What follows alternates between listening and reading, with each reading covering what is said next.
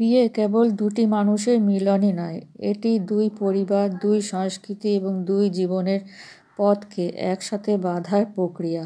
কিন্তু এই মিলনই কখনো কখনো ভুল বোঝাবুঝির জন্ম দেয়, যার বোঝা পরে বহন করতে হয় উভয় পক্ষকে। একজন মেয়ে যখন নতুন সংসারে আসে, তার জন্য সব কিছুই নতুন, নতুন মানুষ, নতুন নিয়ম, নতুন পরিবেশ। সে যেমন নিজের জায়গা খুঁজে পেতে সময় চায়, তেমনই চায় কিছুটা বোঝাপড়া, কিছুটা যত্ন। কিন্তু কখনো অযথা চাপ, কখনো মানিয়ে নিতে বাধ্য করা, আবার কখনো কথা না বুঝে কথা বলা, এসব তার মনে ভয়, একাকিত্ব বা অসহায়তার জন্ম দিতে পারে।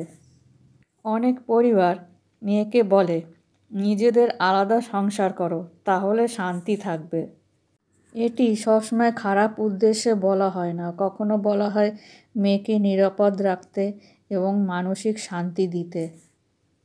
অন্যদিকে ছেলের বাবা মায়ের চোখে বিয়ে মানে তাদের পরিবারে একজন নতুন সদস্যের আগমন, যাকে তারা ভালোবাসা দিয়ে গ্রহণ করতে চায় এবং যার সঙ্গে মিলেমিশে থাকতে চায়।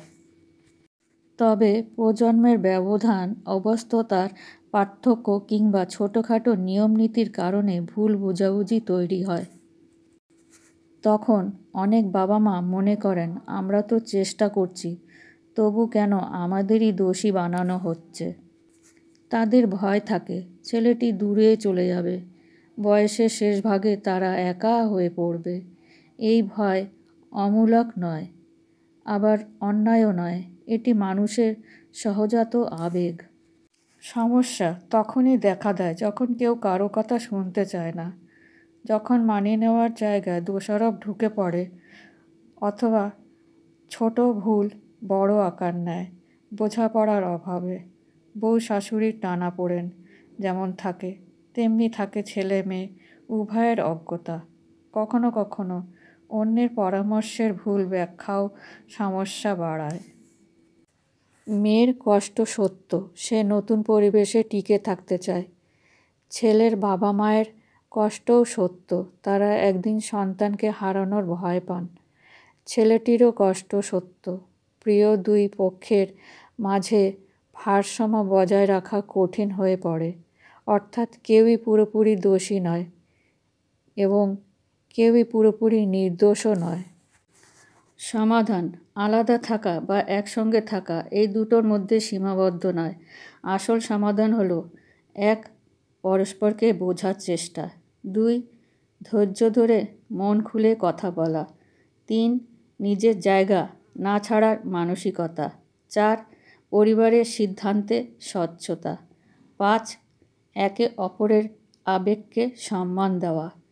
একটি পরিবারের সময় এবং হৃদয়ের সেতুবন্ধন ভাঙতে খুব কম সময় লাগে, কিন্তু গড়তে অনেক চেষ্টা লাগে। একজন মেয়ের প্রয়োজন সম্মান ও নিরাপত্তা, একজন মায়ের প্রয়োজন ভালোবাসা ও স্বীকৃতি, একজন ছেলের প্রয়োজন ভারসাম্য ও শান্তি। পরিবার তখনই টিকে থাকে যখন দোষ নয়, সহানুভূতি সামনে আসে। আমরা চাই এমন এক সমাজ যেখানে বাবা মা অবহেলিত হন না, মেয়ে আতঙ্কে থাকে না, ছেলে মানসিকভাবে ভেঙে পড়ে না। পরিবার ভাঙলে জয় কারও নয়, পরাজিত সবার সম্পর্ক। আসুন পরিবারকে শক্ত করি, হৃদয়ে দূরত্ব নয়, বোঝার সেতু গড়ি।